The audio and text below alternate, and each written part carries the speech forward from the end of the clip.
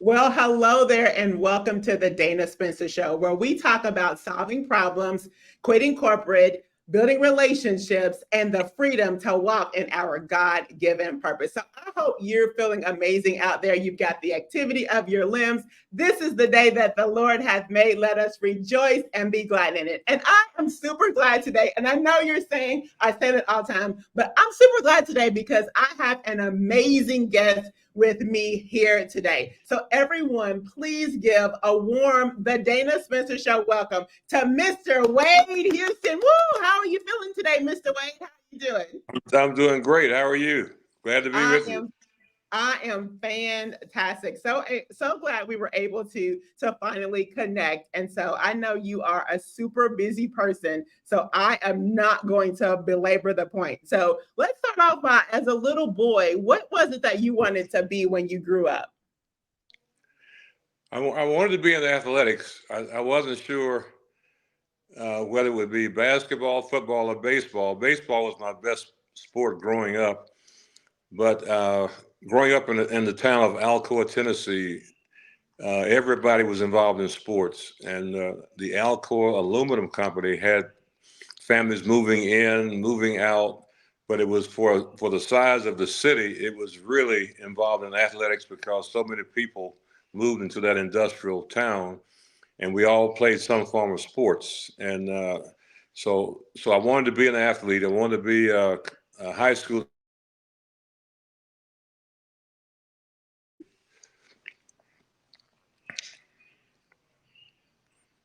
You wanted to be a high school. I wanted to be a high school athlete. I wanted from the time I grew up as a youngster. Everybody in the city of Alcoa, as I said before, because it was such an industrial town, everybody played sports. So as I got older and I grew, I got taller and bigger. I knew I had the opportunity to play, but I wasn't sure which sport it was going to be. But after just participating in so many sports around the city with other guys and families who moved in to work at the aluminum company, then I just knew that I wanted to be involved in sports at the high school level, college level, and then and further if I could. Now, will you go to high school in Tennessee or does your family move to Kentucky? No, I went to high school in Tennessee, and as I said before, because it was such a big industrial town, sports was so critical for all the families. And I grew up there. My father worked at the Alcoa Aluminum Company for 40 years. My uncles, my other guys there was to get a job at the aluminum company. And then as I got older and the students there started going on to college, I changed my focus from being like some of the guys who wanted to get a really good job at the aluminum company to wanting to go to college myself and play sports in college. Now, what do you feel like was the switch for you? Like you said, everybody, your dad worked there, your uncles, everybody worked there. But what was it that made you decide, you know what, I want to do something a little bit different? As I progressed in playing sports, uh, then I kept hearing from the older guys around the city, you need to do something else to get out of here. Um, then when we started playing in high school, of course, I started getting recognition from colleges and primarily HBCUs, Tennessee State, Knoxville College, and Grambling. So that was my first goal was to attend an HBCU and play sports because a lot of the guys from the Knoxville area and East Tennessee had gone on to play at Tennessee State. But then I got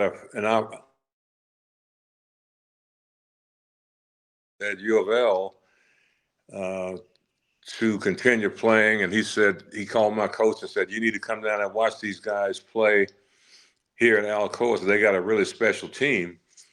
So as it turned out, my college coach at U of L sent his assistant coach down to watch us play. And from that point, from the game that I had when he was here, he invited me to visit the campus. And as I'm getting older and getting all of the attention, I'm saying I got a chance to do more than just go get a job at the aluminum company. So I pursued going on to play in college and ended up at U of L. And I hear that you you were the first Black person to receive a scholarship at the University of Louisville. Is that correct? I was the first Black basketball player to sign a scholarship in 1962, and that was in May. And then later on that summer, Eddie Whitehead and Sam Smith also signed a scholarship at U of L. So the three of us came in together in 1962, and the three of us were the first to play. Oh wow, that was awesome. So what was it like playing for the University of Louisville at that level, at that time? You went from, being at Tennessee and the plant to really fulfilling your dreams of going off to college and playing for the University of Louisville. What was that like for you? It was different, and you have to remember that in the late 40s and early 50s, we were right at the height of the civil rights era. And 1964, you had the civil rights legislation passed, and you had events that were taking place throughout the country, civil rights workers being killed in Mississippi, and a lot of other challenging times during the late 40s and early 50s. Uh, so a lot of my friends and were involved in the lunch counter sit-ins and marches, and so we just knew the times were difficult. We went through all of the segregated laws and open housing, restaurants, bank loans, jobs, and you saw your parents and grandparents face a lot of really adversity through segregation. And I decided to attend the University of Louisville. I thought about what would happen when I left Alcoa, but I knew I wanted to go north, and I considered Louisville being north of where I grew up. So when I got here, I just found that it was much better than where I had come from. So uh, then we met like a lot of the Black businessmen in Louisville. We met the football players who had already come to the University of Louisville, guys like Lenny Lyles and Ernie Green, who had played at the University of Louisville, Lee Callan, who was from Louisville. So getting to meet the guys, the football players who were a buffer to us was really huge, because even though Louisville was not considered the South in our mind, uh, we just felt we had to have that support, and we got that from the community and also from the football players who had already been here in the mid 50s. And of course, we didn't get here until 1962, but it was very, very helpful to have someone to come in and we could stand on the shoulders of those guys. Now, in terms of your team, obviously there was some white people on your team. So, as a team, did you feel any type of discrimination or anything like that, or how were you able to come together as a team even during this time period? Well, ironically, most of my teammates were from the North, and these were guys who had previously played on integrated teams. They had played with Black players before. Players are from Chicago, from Ohio, from New York. Um, so that wasn't really an issue, and they accepted us um, with open arms, and plus we had each other. And during that time, freshmen couldn't play varsity basketball, so we were all on the freshman team. When I say all, the three of us, Eddie, Sam, and I were on the freshman team. So we bonded, and we became very close simply because we had a freshman schedule.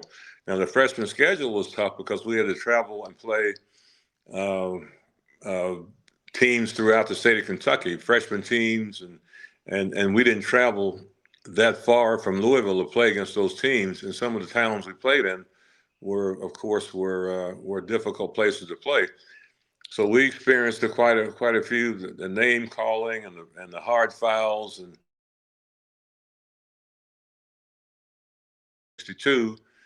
But again, we didn't travel anywhere south until my sophomore year. We played in New Orleans at the Sugar Bowl Classic, was actually the first time I had flown on a plane, and also the first time we had to go to our coaches and say, "This, how's this going to be for us? What's going to happen?" He said, "Well, we've called ahead. We got places for you to stay, restaurants for you to eat," and so that made us feel pretty good.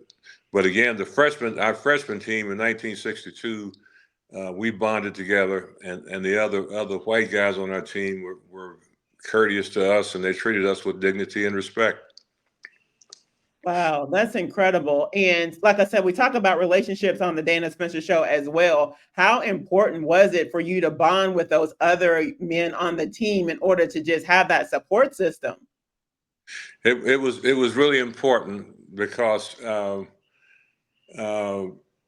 halfway through my freshman year, we had a break to go home, and I debated whether I was going to go home or not. And Sam Smith was from Hazard, Kentucky, and Eddie Whitehead was from Cincinnati. So now I got to get on a bus, in December of 19 south on a Greyhound bus to get home for Christmas. And it was one of the most uncomfortable feelings I'd ever had, because the bus stopped at small towns between here and Knoxville. I mean, La Follette, Tennessee, Carbon, Kentucky, and small towns. And I was literally afraid to get off the bus. I did once to get off the bus, but then it was pretty traumatic just sitting on that bus, being afraid to get off because you just didn't know what the stops were going to bring. And plus, having played in some of those small towns throughout Kentucky and Southern Ohio as on the freshman team, I was just concerned. Even though I had a good year, I led the freshman team in scoring that year. But when I got home after that traumatic bus ride, which took about 12 hours after all of those stops that we had to make, I just told my dad, I said, I just don't know if this is the right place for me. I said, the experiences were good. It was different from being in Tennessee and segregation, but I just don't know. And he said, well, when you're not going to stay here, so you're going to have to go somewhere after this Christmas break is over. So he said, you either. I started thinking, I said, nah, I'm not ready to go hit the world of work. So I said, I guess I'll go on back to Louisville. So sure enough, with his strong persuasion, he said, you go on back to school, do the best you can do. We had it here much harder than you're thinking about, than you'll ever have it at the University of Louisville. So we had to fight racism and desegregation. So, and I thought about that very, very strongly. And I said, well, he's right. So I'm going to go back and just stick this thing out. And so the freshman year was good. Sophomore year, the relationships we had with the players on the varsity team were good, and it got better. So I was just too impatient, I guess. Well, yeah, that's incredible. So then you would go on. So once you graduated from college, because did you get your master's while you were in like your regular 4 years, or did you stay a little bit longer? How did that look for you? Yeah, I got my undergraduate degree in 4 years, and then I was going to go back to work. I had 3 or 4 jobs that I had offered to me after I graduated, playing in tournaments throughout the U.S. Well, you didn't have that many pro teams at that time. You just had a few pro teams, and you had to. Then the ABA started, so I tried out for the ABA, and didn't latch on to the ABA team. So I was teaching and coaching. I said, well, I didn't have coaching and sports out of my blood, and so after 3 years, I had a chance to go to Europe and play because I was playing on, like I said, on these different teams, semi-pro teams, industrial teams. And then I came back from playing in Europe in 70 and 71 and had a chance to do my master's at U of L. So I finished my master's in 72. And so I just continued to teach after I got my master's, and until I ended up coaching at a male high school, and then went on to U of L to coach from there.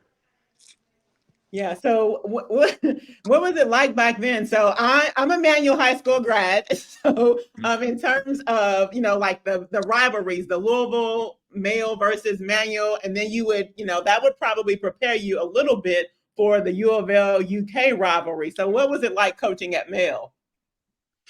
Yeah, you sort of cut out on me there, but could yeah, what ask me again, please?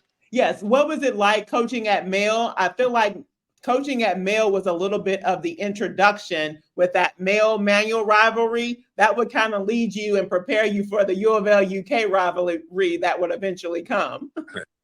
Yeah, well, my first coaching job was at Aaron's High School, and that prepared me to go on the Mail because uh, we had success at Aaron's, and we beat a lot of the schools in the city, and which was very unexpected. And so from my success to coaching at Aaron's High School, then they offered me the chance to go to Mill. And so Mill was, I mean, it was such a big step up from where I was before, and such a huge coaching opportunity.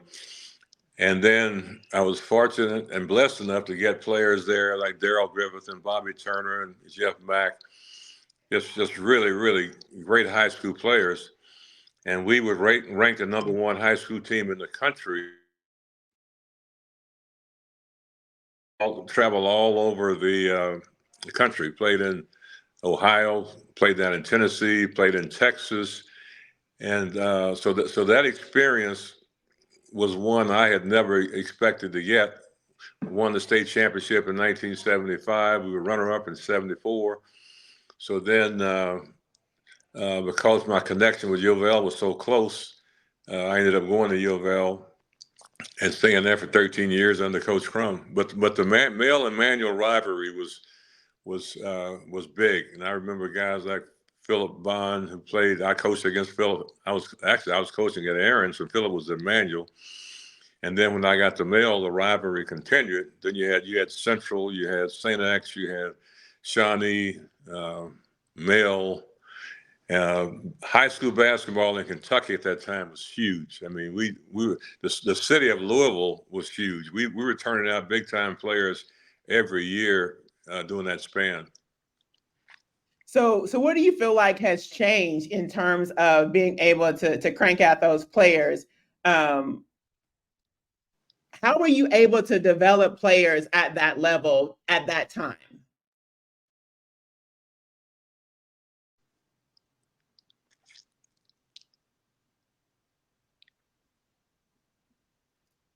How were you able to develop players at that level during those days?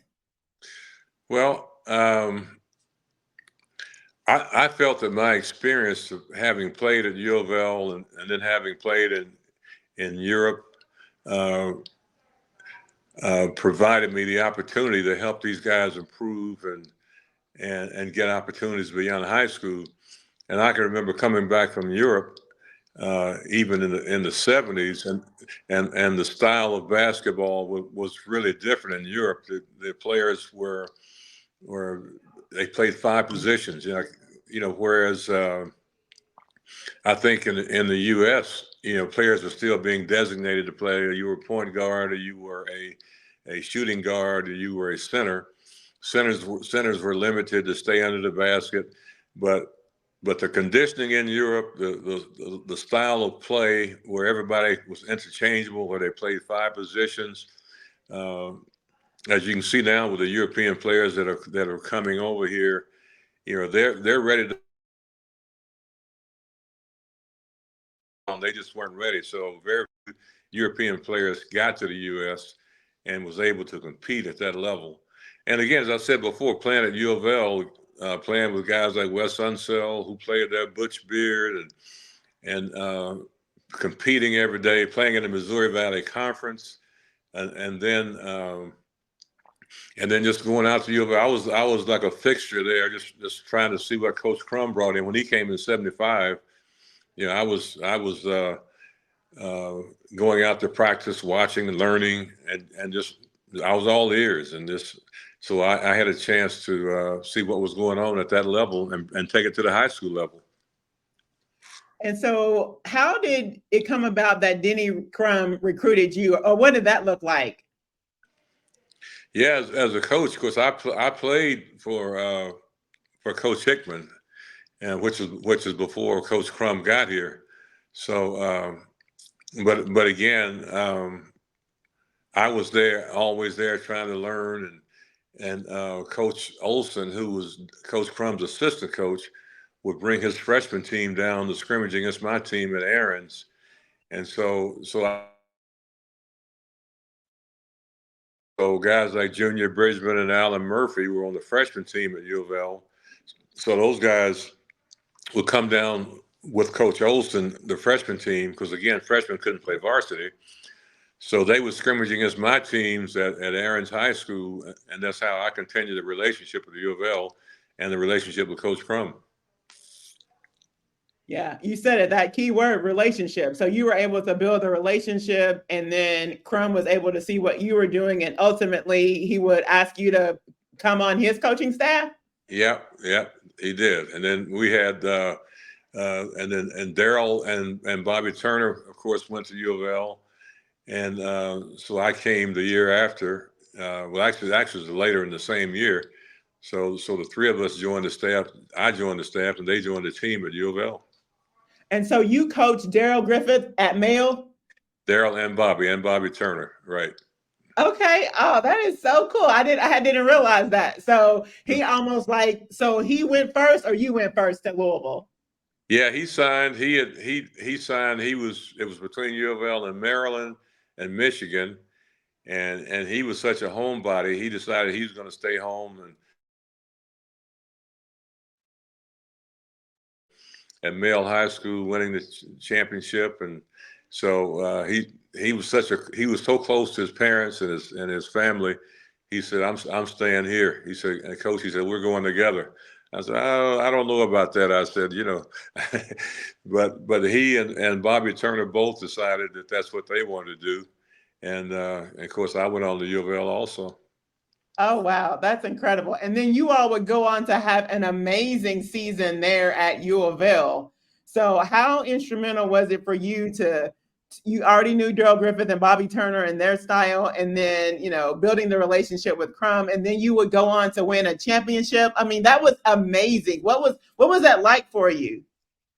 Yeah, well, not just winning the one championship. That 1980 was a great championship, but we won two national championships, and of course we went to four Final Fours, and probably would have gone to five, but a kid named U.S. Reed made a half-court shot to beat us in 1981. So it would have been five Final Fours, and that team had a chance to win a championship too. So we had a great run. We had great players, great come from UCLA, coaching under Coach Wooden, had a style that he just tweaked from the UCLA style, and of course UCLA was the epitome of successful basketball during that time. And so once we got to U of L, and he implemented his style in conjunction with what he had learned at UCLA, and it was just a lot of success. And we formed a style of play in the 80s, from 80 to 86, that a lot of people tried to copy. A lot of times we couldn't get the 7'1" centers, and we competed with, of course, Kentucky and Indiana and Notre Dame and North Carolina. So we ended up developing our own style of play using 6'7", 6'8" athletes who could play five positions. And just like I saw when I was in Europe, what they were doing there. So throughout the 80s, we had just a tremendous amount of success using big guards. We had, Milt Wagner and Daryl Griffith, and the big guards could defend against centers, and the centers could defend against guards. We pressed 2-2-1 full court press, and people were catching up to us, and it took a long time for them to catch up with what we were doing. And I used to get calls all the time even after I left U of L. Can I come sit down with you and show? I had NBA coaches to call, and I used to sit down with them. So it just tells me that what we did was unique and it was the right thing. Well, and I love that you used what you had. And that was critical. You're like, okay, we can't get the 7-1 players, but let's figure out with what we have how to make them successful. I love that. That's a critical piece in it all. So have you been able to use that in the course of your life? Like, I got to use what I got. Yeah. Yeah, I have, because as a world of business, because you're not going to be the biggest company, you're not going to have the most wealth as other companies. So you have to figure out ways that you can compete, maintain your contracts, maintain your staff, and be unique in how you do things. So we've done that. We've been able to adjust and adapt, competing against bigger companies with, in most cases, a lot more resources, and still make it work for us. And that's athletics teaches you a lot. It's just not winning or making a goal or scoring a touchdown. It's about leadership, and how you is. And we learned a lot through our companies, through athletics. And those are some of the principles and some of the keys that we had to keep us afloat. Yeah, so you would be with Crum for 13 years and his number two man. And obviously, I hear the strategy. It sounds like you are obviously a strategy person as well as supportive. So then did the University of Tennessee start looking at you and recruiting you? Because then you would go on to be the head coach at the University of Tennessee. So how did they ended up recruiting you over there?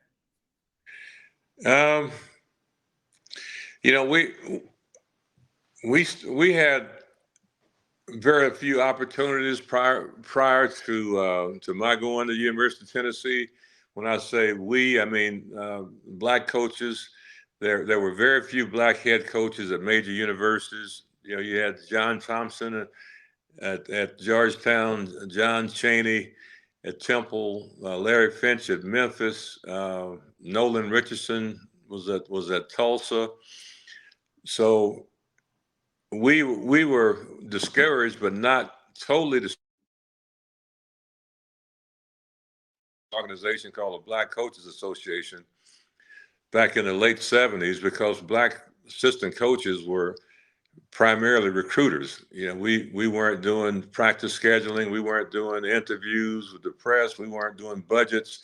So we were pretty much just used as recruiters to go out and bring players in. So we decided that there was too much talent in the pool of black assistant coaches not to have more opportunities than we were getting. So when we formed this organization, we met, we did different we had different meetings, we had seminars for assistant coaches, how to conduct yourself in interviews, how to network with other ADs and presidents. And as a result, we started getting opportunities for black assistant coaches. So with the success that I had at U of L in the 80s as an assistant coach, I had pretty much resigned to just being an assistant coach and helping other young black assistant coaches, until the call came from the University of Tennessee saying that we want to interview you for the head coaching job. And as it turned out, a guy that Alexander, who ran for president, he's the president of the University of Tennessee. He was a senator, and he eventually just worked his way up from living in Alcoa, Tennessee, to Secretary of Education. And just so when it came time for them to look for a head coach, I knew him, he knew me, he knew the family. So then I just got the call and did the interviews, and they selected me. Surprisingly, I was selected to be the head coach. Well, yeah, and that's incredible. So not only were you the first Black head coach of the University of Tennessee, you were the first Black head coach in the SEC, period. Yeah, the first Black head basketball coach. Maybe football too. I'm not sure, but yeah. So I was the first Black head coach in the Southeastern Conference, and as well as I think maybe the first Black head coach in a major sport in the Southeastern Conference. And also, to my knowledge, major universities um, throughout the South. And the same thing when I signed at the University of Tennessee in 1962. Most black players in the South at that time were at HBCUs. A few, I think, out in Texas. I think in 1965, a guy named Perry Wallace went to Vanderbilt, but there were no other black players that I can remember were playing like in the SEC and schools in that area. So there's quite a bit of a trend of you being the first to do a lot of things. How are you able to handle these types of pressures? Obviously, going to two national championships, 4 Final Fours, almost 5 Final Fours. Obviously, there's a lot of pressure with those situations. What are some tips that you suggest for other coaches when they're in those high pressure situations? Preparation. I think that preparation can never be denied. I mean, you can deny somebody an opportunity because of you can think of a lot of reasons. You didn't fit this. We needed somebody to do this, but when you're prepared, then that just eliminates. No. So I think preparation, networking. Networking.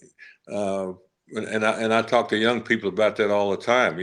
When you take a job or when you become a coach, you have to network with people around you, understand what the landscape is, but you have to be prepared. Just be prepared. You can't be over prepared, whether it's your academics, just your resume in general. Be a leader.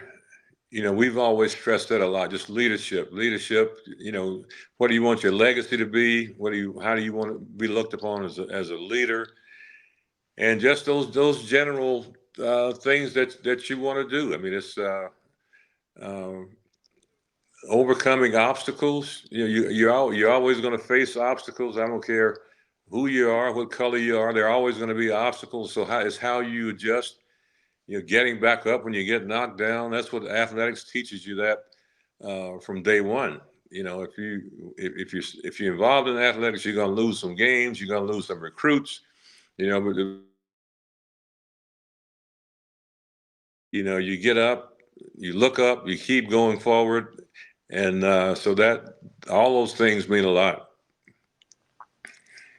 Now, my uncle was saying that obviously the University of Louisville was sad to see you go to the University of Tennessee, but they also were sad to see your son, Alan, leave the University of Louisville and go to the University of Tennessee. So, how are you able to develop your son as well as coach him too?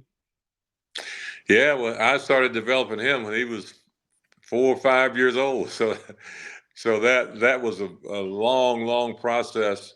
And he evaluated the situation at the University of Louisville, and he had gotten pretty close to the players.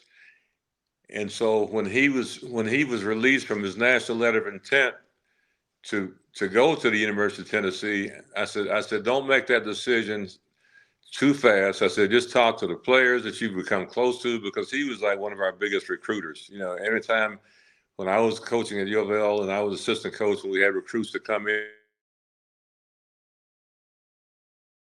he would host them as a guest when they came in. I said, so you're close to these guys, you're close to the city. I said, talk to these guys and just see if you want to stay and play with these guys, because you can do either. You have a choice. And so to the person, all the players he talked to, he said, let me tell you something. He said, your dad has been here with us for 3 years, 4 years, 2 years. And if you got a chance to go play for your dad at the University of Tennessee, he said, they told him it's a no-brainer. You got to do it. So I was happy that he could come, because I've been on the road recruiting players all over the country while he was growing up from the 8th grade through the 12th grade.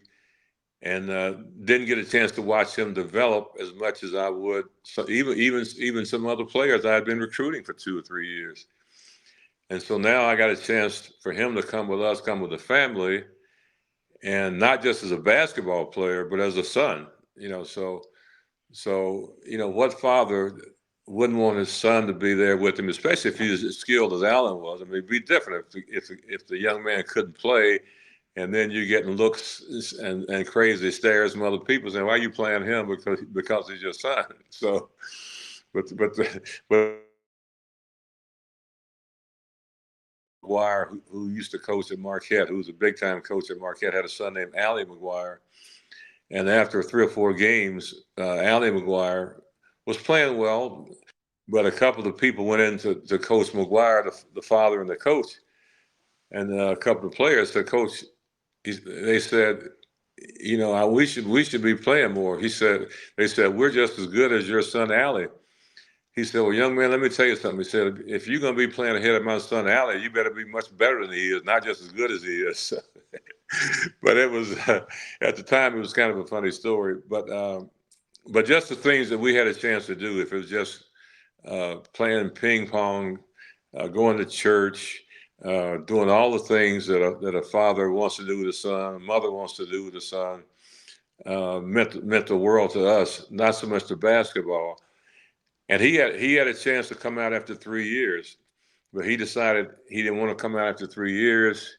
He wanted to stay there for his 4th year, which meant a lot to us, that he just wanted to do it. And I said, "Well, you might want to reconsider that." So I said, coming out in 3 years, you got to in the draft, you would be a lottery pick.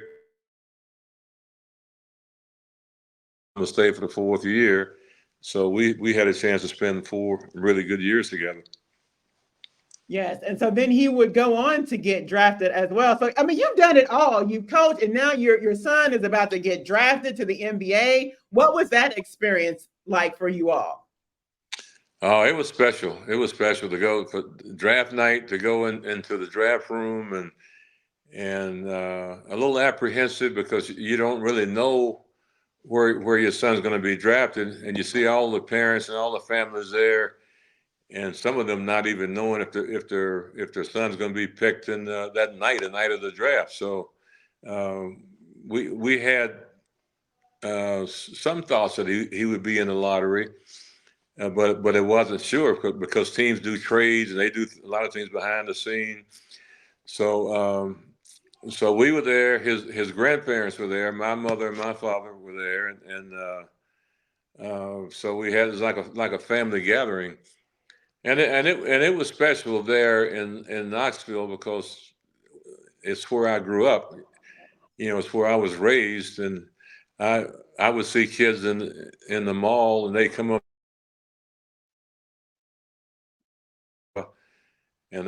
and say, Coach Houston, I'm so and so, and they say, I'm your cousin, but on so and so side of the family, and then there'd be 2 or 3 more kids standing behind them saying, I'm your cousin too, I'm your cousin too. So it was a unique experience in that regard. So, but it's like they say, winning is relative.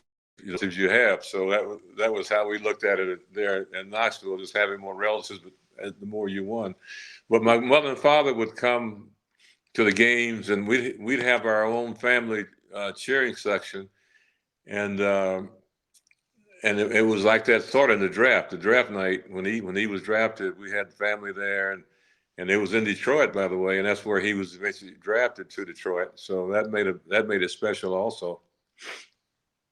Yeah, that's incredible. So, here on the Dana Spencer Show, we love a good love story. So, tell us how you met Miss Alice. Yeah, I was a freshman at U of L, and in 1962 we were limited on what.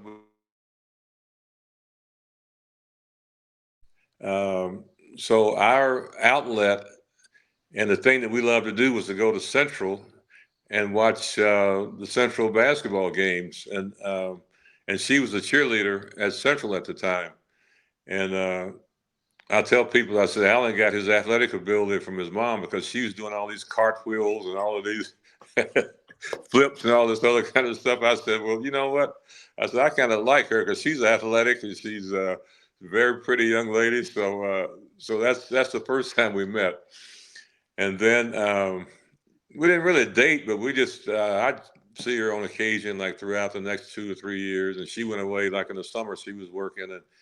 And then my senior year, we both worked at the Upward Bound program on campus at U of L. And she was a counselor, I was a counselor, and I had 10 young men, 10 boys that were I was counseling. She had 10 girls. And as it would turn out, her girls and my boys would end up doing some of the activities together. And we just started dating from that point, and eventually just got engaged and got married. Oh, yay. Ooh, yay. Oh, man, she's an incredible lady. Both of you all are incredible people, but she's incredible as well. And so obviously you all have done some tremendous things together. So let's segue into business. So also I can remember active transportation. So how did you recognize the need for transportation? Because transportation isn't something that's like sexy, but how were you able to look and say, you know what, this transportation is a means for us to start a business? Yeah, the transportation business was the start for us. And I had a couple of friends that worked at Ford Motor Company, and a lot of the upper management people at Ford were big basketball fans. A lot had moved into Louisville from Detroit, from Dearborn, the headquarters. And so we just became friends, and I had um, a couple of friends who really wanted to come to the games, and they couldn't get tickets at that time. You know, we were winning. Season tickets are really hard to come by. So so I invited them to a couple of games because I would have a few tickets left over in the recruiting section, and they just fell in love with U of L basketball. And so standpoint, and they eventually just asked me, said, you know, Wade, you know, we're trying to find minority suppliers, and we're having a hard time finding minority suppliers. And we want our supplier base to resemble more of our customer base. You know, the customers buying cars, but they had very few suppliers at that time here.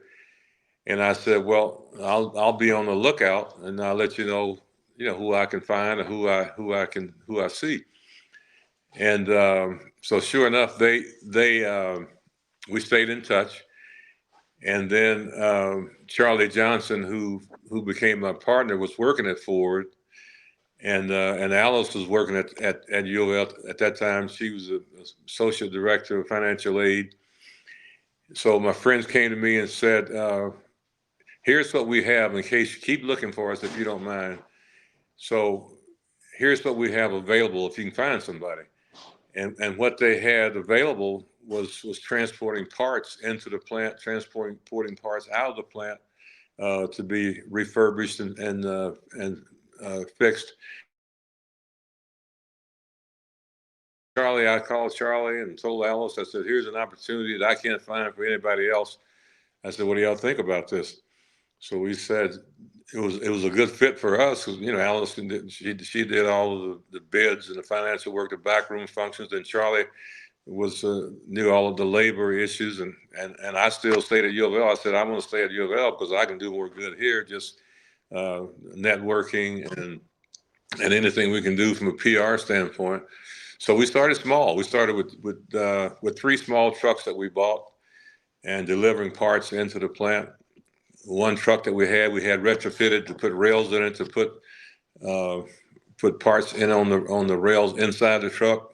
The driver decided to go home for lunch one day and ran under an underpass and tore the top off the truck. And so now we're stuck with just 2 trucks that we couldn't actually make work for the parts. So and then we bought 2 big trucks, 2 class 8 tractor and trailers.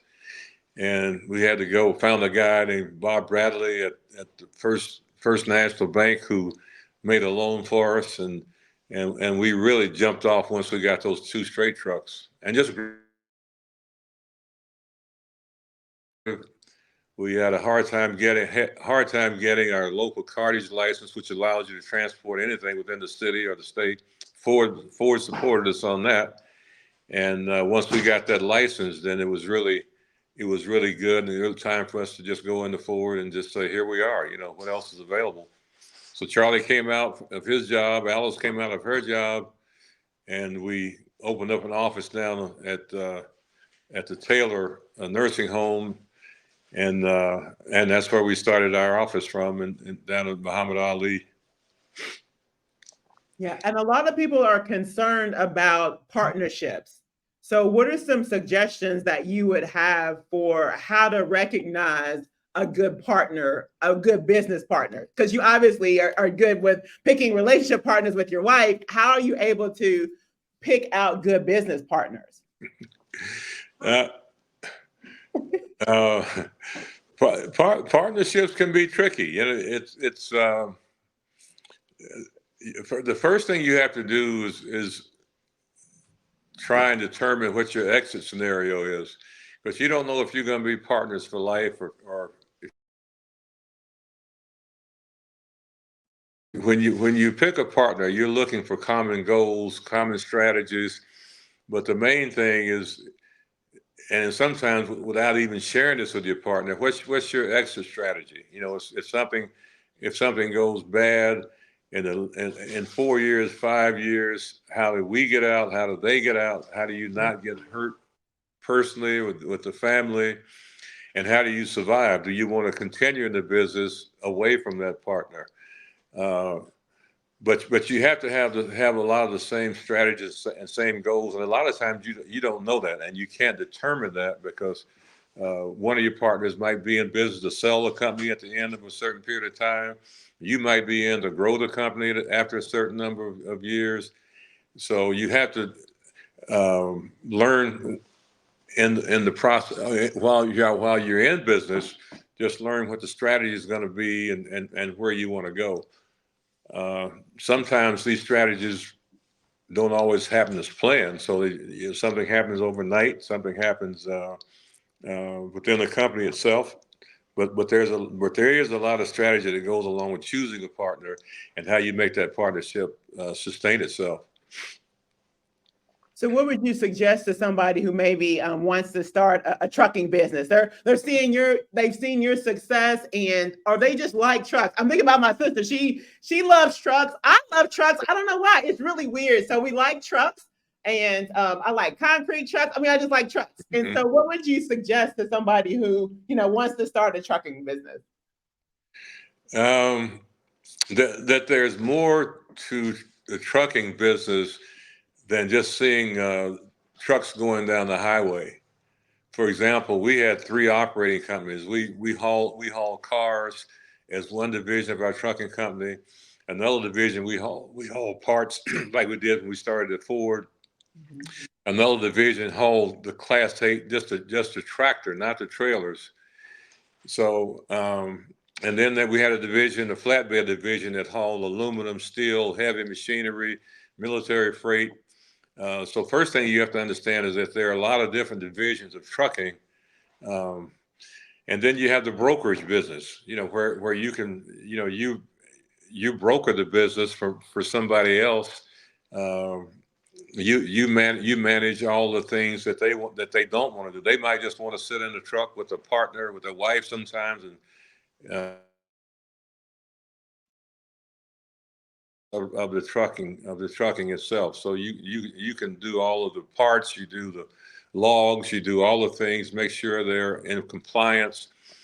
And then there's the terminal managers. We developed a lot of Black men and women terminal managers who ran the terminals, who managed the dispatching, who did all the things, as I said, that the truckers themselves didn't want to do.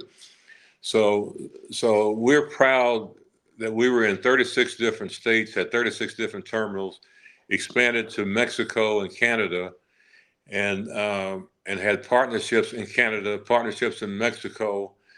But a lot of that was logistics. It wasn't just driving a truck, wasn't owning trucks.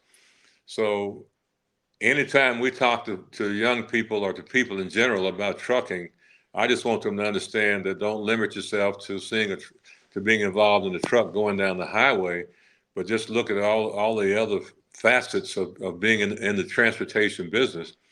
And you got to have trucks now. I mean, trucks move the world. I mean, trucks and trains. You know, we had relationships with Union Pacific, with CSX Railroad. We would haul trucks from those rail sites.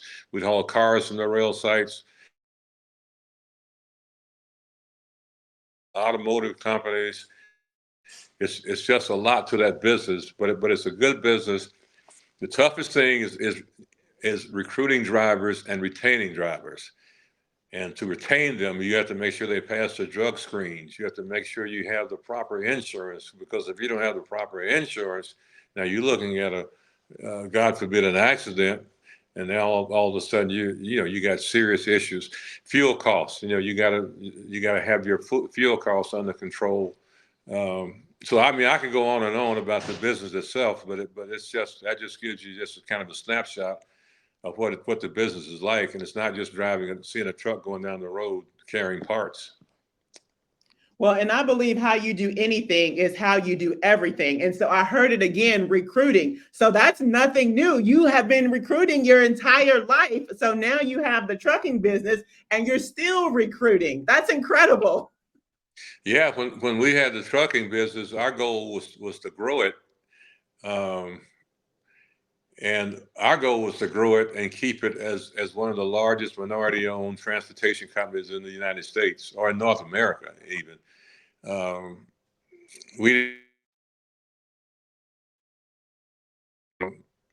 And he was being advised by a lot of people that once you grow this thing to a certain size, it can't sustain itself with the revenue that you're doing. So you need to flip this thing, or just take it to the open market and get out of it, basically.